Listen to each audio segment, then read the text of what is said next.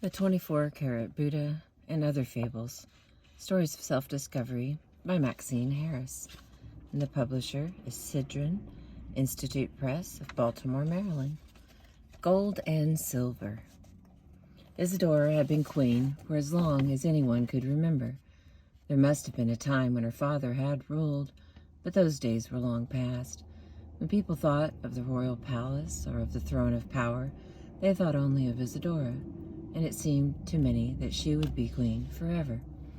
Each year, the royal family held a festival to honor the queen's birthday, and people traveled from all over to help her celebrate. People came to enjoy the delicious food prepared by the royal cooks, and they came to hear the sweet music performed by the court musicians. But most of all, they came to see Isadora's beautiful garden. For in addition to being queen, Isadora was also the most accomplished gardener in all the land. People everywhere talked about Isadora's remarkable skill in the garden. Not only were her flowers bigger and more fragrant than those grown anywhere else, but she also displayed the most exotic variety of plants that anyone had ever seen. Isadora knew that her garden was quite spectacular, and she was very proud. The years passed, and Isadora continued to rule the land with strength and justice, and to tend her garden with care. As the end of her life approached, Isadora began to worry about what would happen to her garden after she was gone.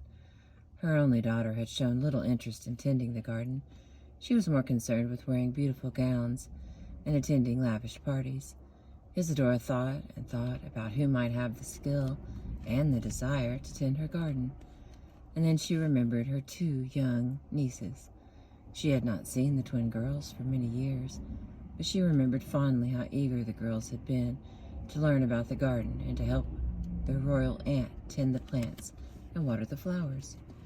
The queen sent word to her brother that she would like to see her nieces again before she died. Her brother, who was very fond of Isadora, arranged for his daughters to travel to the palace to see their aunt. The two girls, who had been named Gold and Silver by their parents, were filled with curiosity about what the queen might want with them, and they eagerly prepared for their journey. When they arrived at the palace, the twins were taken immediately to the queen's garden.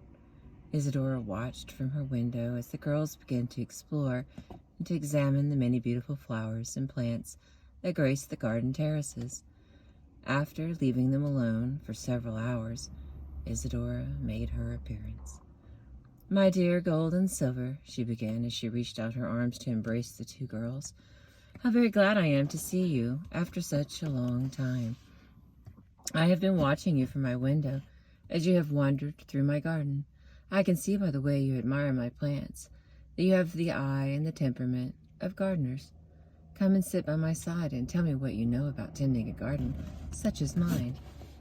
The girls, who did indeed love gardening, were eager to share what they knew with their aunt, and were filled with questions of their own about how some of the flowers had come to be so big and beautiful.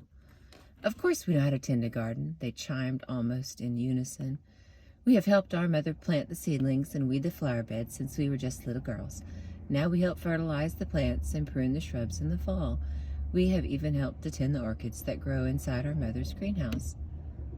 As the sisters finished their litany of accomplishments, the queen leaned back with a smile on her face.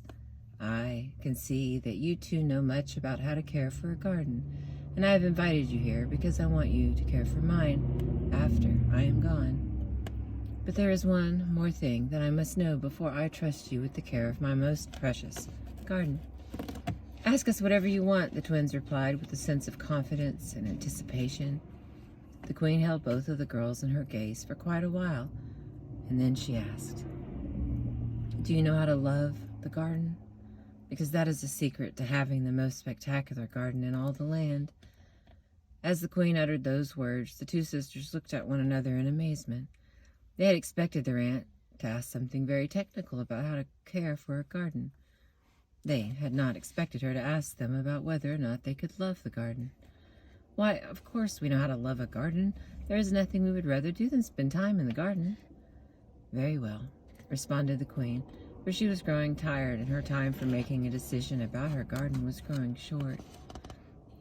She knew that the sisters had answered her question simply and with a pure heart, but without a real understanding of its full measure. After all, it had taken her a lifetime to find out how to love the garden in her own way. The queen took the right hand of each sister and placed them between her own warm hands and spoke to the twins for the last time. I will entrust the two of you, precious gold and shining silver, with the care of my garden. It shall become your very own to care for as long as you live. But remember, when the time comes for you to pass from this life to the next, you will have to answer to the Mother of all nature for your stewardship of this garden, as I now must do for my years as the garden's caretaker." And with those words, the queen closed her eyes and passed away. The entire kingdom mourned for the queen, and after a funeral ritual that lasted several days, she was laid to rest under a willow tree in her favorite corner of the garden. Very soon after the royal mourning came to an end, the two sisters moved into the palace to take up their responsibilities as the stewards of the queen's garden. "We have been given a great opportunity and an awesome responsibility," said Gold as she turned to her sister. "We must make sure that nothing happens to this garden. We must guard it, protect it, so that at the end of our time we can say that we loved the garden well." "Of course, you are correct, my wise sister, but we must also find time to lie in the grass and smell the flowers," reminded Silver, who was the more light-hearted of the two. The years passed, and the two sisters faithfully went about their tasks in the garden. They weeded the flower beds and pruned the shrubs. They planted new varieties of herbs and fed the flowers with their own special mixture, so that the blooms grew to be even larger and more fragrant than in the queen's time. And whenever she had extra time, Gold would think about how she could keep the garden safe from harm. "What if there was a terrible storm?" she thought. "A very strong wind might be enough to blow down some of the oldest and rarest trees. I will build a strong hedge so that the winds will be kept from the garden." After the hedge was built, Gold began to worry that beetles might invade the garden and damage the plants. Every morning she would go into the garden and examine all of the plants, removing any beetles that might be hiding under the leaves or petals. It seemed that Gold always found some new danger to worry about. When her sister asked why she worried so about the garden, Gold replied, "I love the garden, and I so want to make sure that it stays safe and beautiful." Silver loved the garden too, but in her own way. She spent the time after her work was done building a swing to hang from the bough of the willow tree that had given her aunt so much pleasure. Once the swing was complete, Silver enjoyed her free time swinging in the breeze, glancing up at the trees and smelling all the wonderful scents of the garden. The years passed, and the sisters tended the garden and watched it grow and flourish. Many commented that the garden had never looked better, even in the days of Queen Isidora. The sisters enjoyed their role as stewards of the garden, and they lived well for many, many years. The time soon approached when the sisters would pass from this life into the next. They spent their last hours walking in the garden and surveying its beauty. They knew that they would have to answer to the Mother of all nature about how they had cared for the garden, and they felt satisfied with the job lovingly and well done. As they stood before the Mother of all living things, Gold and Silver were awed by the majesty before them. Everywhere they beheld the most magnificent plants and animals they had ever seen. As they gazed in wonder, the Mother of all nature began.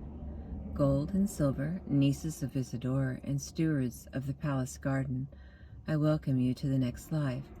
I have watched with great interest as you have cared for the royal garden. You have done your job well, and the garden has flourished under your care, but you must now each tell me how you have loved the garden." Gold spoke first. "Heavenly Mother, I have loved the garden beyond measure. It has been my responsibility to keep the garden safe from all harm. I have worried and watched and taken all manner of precaution to ensure that no damage would happen to the plants and flowers. Many nights I have stayed awake, making sure that the garden was protected and secure. Well done, Gold. I can see that you have been a fine protector of the garden and all that is in it. You have shown your love by keeping the garden safe. With those words, she turned to Silver. And you, Silver, how have you loved the garden? I have shared with my sister in the daily tending of the garden, but when I have had free time, I have tried to enjoy the garden. I have played and laughed and sung in the garden and built a swing for all to enjoy. I can see that you too have loved the garden, said the mother of all nature. I am well pleased with both of you and with the love and care that you have shown to the royal garden. You have both devoted your energies to caring for my plants and flowers. The garden needs a protector, and it also needs someone to enjoy its many gifts. Together you have cared for the garden completely. As the sisters walked away from the presence of the Heavenly Mother, they both felt pleased. But Silver had an extra smile on her face. She was remembering all the fun she had had. Gold and Silver. Whether we are entrusted with nurturing a family, a business, a community, or our own inner life, each of us must find a way to provide care and support and to establish the optimum conditions for growth and development. Do we nurture by being overly responsible and making sure that we keep all harm at bay, or do we provide support by teaching ourselves and those around us how to find joy and fulfillment in everyday tasks? Clearly, some balance of the two choices is called for. Without any awareness of the dangers that threaten us and those around us, we may fail to take needed precautions. Unfortunately, when individuals have experienced repeated trauma or abuse, they may focus too heavily on preparing for what can go wrong, without attending to the pleasure that awaits in everyday experience. Caring for ourselves in particular demands that we find ways to enjoy the life that we have created. But again, play at the expense of responsibility may jeopardize the things and people we value most. Many have suffered because those entrusted with their care were more concerned with having a good time than with providing safety and support. As with many things, the answer often lies in some creative combination. We need to find ways to be both responsible and joyful if we are to truly nurture our relationships and our creations, whether they are gardens or families or public enterprises or the very personal growth that takes place inside each of us.